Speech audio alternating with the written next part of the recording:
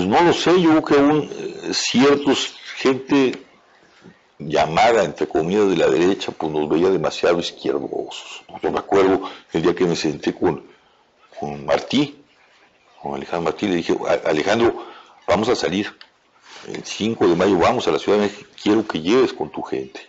No, le digo, pero ¿por qué vas a incendiar el país? Le digo, el país está incendiado, güey, ya te mataron un hijo, a mí me mataron un amigo, yo no voy a incendiar, el país está incendiado. Traes gente muy fea. ¿Cuál es la gente fea? Traes atenquenses, traes y vas con ese, no, es que fui a ver vas con la izquierda y le dices, es que también va a venir Martí, ¿y qué haces con esa? Pues así no se construye nada. Entonces, la izquierda a veces nos veía, a mí me veía mal, me acuerdo, los de No Más Sangre me esperaron en entrar a la glorieta cuando íbamos a abrir de nuevo el diálogo con el legislativo, que lo habíamos roto, hicimos una marcha y No Más Sangre, y la jornada estaba esperándonos en el Ángel de la Independencia, gritándome, con besos y abrazos no se paran los madrazos.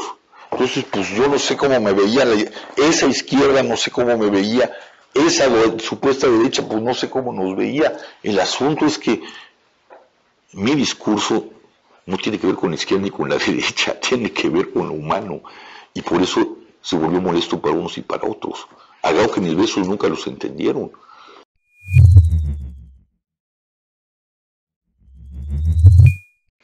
No sé. El Estado no sabes cómo lo definiste. No tengo la menor idea. Bien, ahora... y es algo que además aquí en lo personal me vale madre.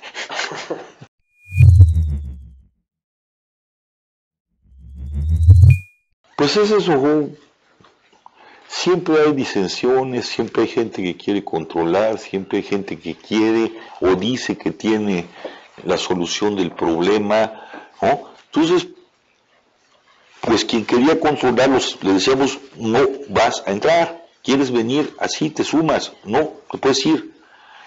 Oigan, vamos por acá, le entran o no con los que se podía dialogar, ¿no? No sé qué más se podía, o sea, son preguntas que verdaderamente no me he hecho y no me importan, sinceramente, Axel, no me importan, ¿no? O sea, son coaliciones, la gente se siente identificada, se va cuando ya no siente que está identificada, gente que quiere controlar, le niegas el control y se van, otros que están ahí de repente ya llegaron a ciertas conquistas o llegaron a un y se van. No hay una respuesta para poder definir ese tipo de cosas. Así sucede, ¿no?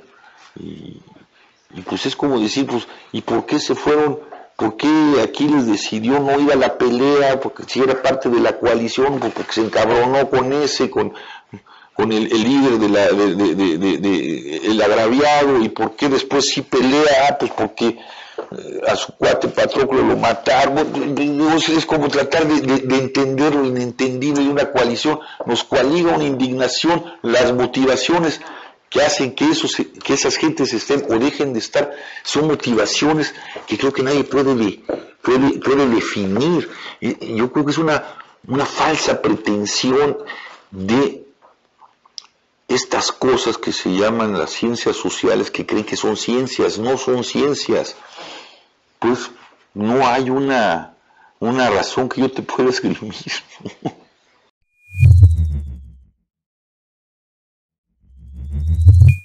Ganamos dignidad, ganamos una fidelidad a la verdad, que tiene que ver con la no violencia, que es la verdad del ser humano, la dignidad del ser humano, el no se mata, el que hay que construir una justicia. Eso lo ganamos. Ganamos para la víctima la construcción de su dignidad social. Ya no eran sujetos, ahora hay un sujeto en cada víctima, un sujeto social, un sujeto humano que había sido destruido. ¿Qué perdimos? Pues no creo que se haya perdido nada. Todo lo que hicimos fue ganancia. La pérdida estaba dada y sigue estando. El gobierno no entiende, el gobierno traiciona, el gobierno y los partidos están llenos de mierda que nunca van a responder a la verdad que nosotros seguimos sosteniendo y que ha seguido manteniendo viva a través de nuestras acciones, aunque no tengamos esa proyección que tuvimos en 2011-2012, la verdad que seguimos sosteniendo es una verdad que pone en evidencia la falta y la ausencia de sentido político de las autoridades y su estructura criminal. No perdimos nada porque estaba todo perdido.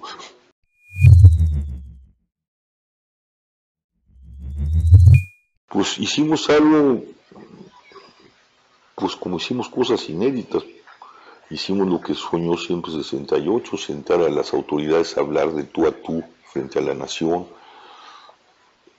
y eso tuvo una repercusión internacional. El enojo tuvo una repercusión internacional. La marcha por la marcha de México, de Cuernavaca a México, se replicó en Holanda, en Japón, en París, ¿no? Y después hicimos algo que no se había hecho, una caravana binacional para visibilizar a las víctimas y poner ante los ojos de la política norteamericana y de la conciencia estadounidense la responsabilidad que tenía nuestra guerra. Tratamos de hacer algo que no se había podido hacer, vincular la realidad de la persecución a los migrantes mexicanos y a los mexicanos con la narrativa de la persecución a los negros, ¿no? Hubo momentos en que logramos construir un diálogo entre los negros y hacer entender que había una narrativa de violencia nacida también de la guerra contra las drogas que se daba en los barrios negros y se sigue dando en los barrios negros y contra los migrantes. Y eso también nos dio una proyección internacional.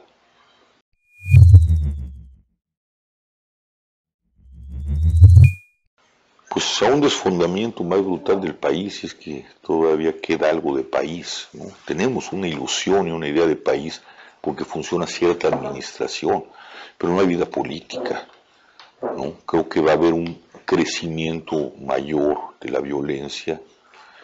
Creo que si se implementan las políticas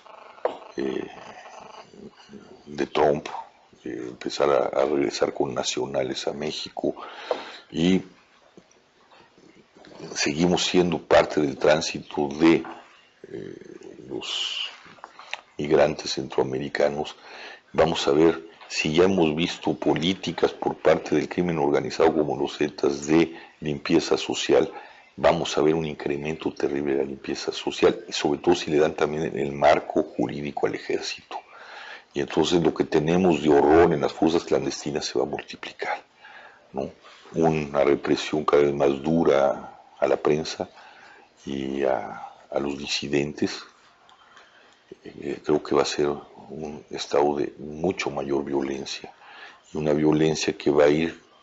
que ya es un estado de excepción, la violencia misma, que va a empezar a tener un marco jurídico, por desgracia, ¿no?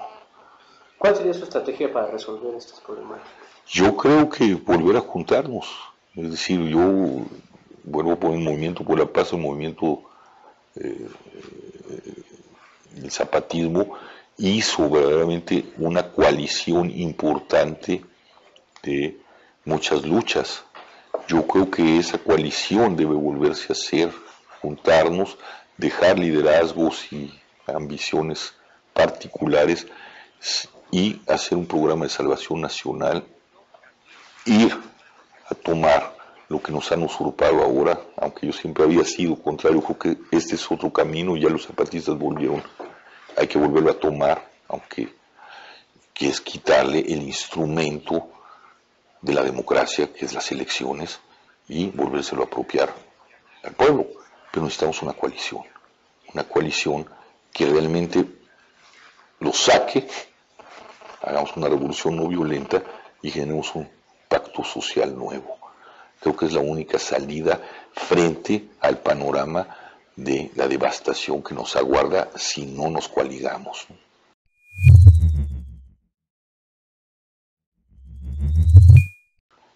No, pues la corrupción es es el tema fundamental, ¿no? Es decir, si hay corrupción no va a haber nunca unidad, no va a haber, porque habrá intereses de otra naturaleza, ¿no?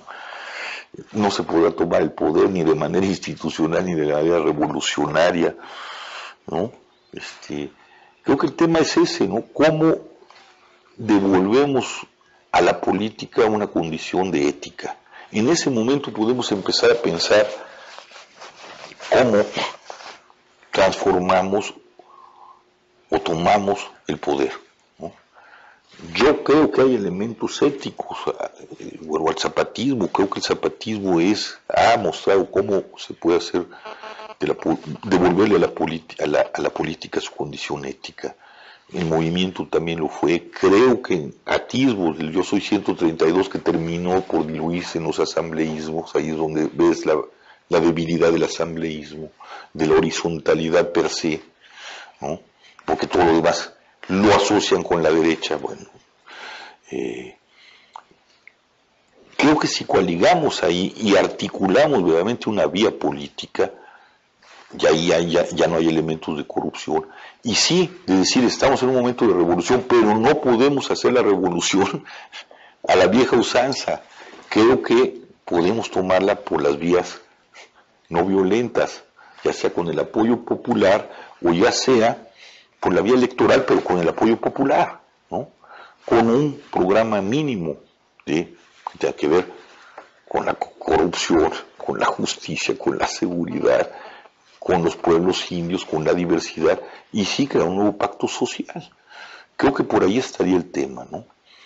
Pero sí, el tema es la corrupción, pero contra la corrupción, ¿qué?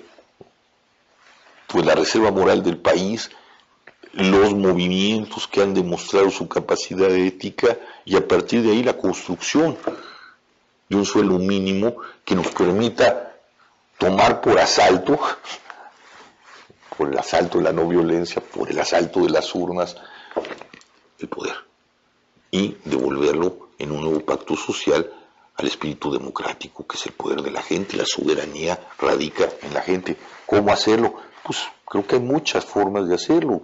Quizá la forma que tengamos que pensar esta nación es de muchos pueblos y muchas organizaciones.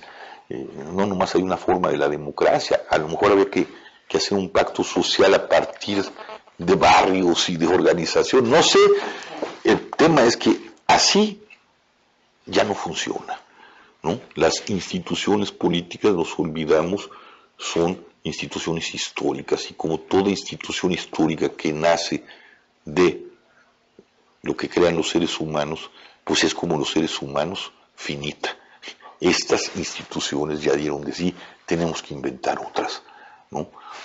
Mirándonos en el pasado, sí, en la democracia, pero también en lo que han preservado los pueblos indígenas, pero también en la vida de los barrios, pero también en poner un límite al desarrollo y a la economía. No, tenemos que pensar con nuevas categorías, pero a partir de una lucha que nos permita construir un nuevo suelo social y un nuevo pacto social.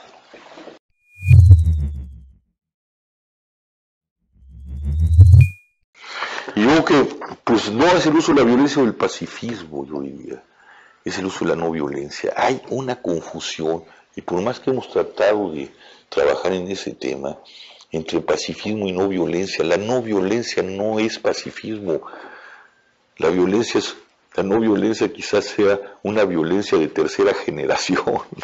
Es una violencia muy cabrona. No ataca ni humilla físicamente, va directo a la conciencia. Y para ser un no violento necesita uno tener el valor para poner el cuerpo como arma fundamental y estar dispuesto a morir sin usar la violencia. No es pacifismo, es una violencia que va dirigida al centro de la conciencia, y el arma es la fidelidad a la verdad, la fidelidad a la integridad y la fortaleza física para poder soportar el embate de los violentos, ¿no?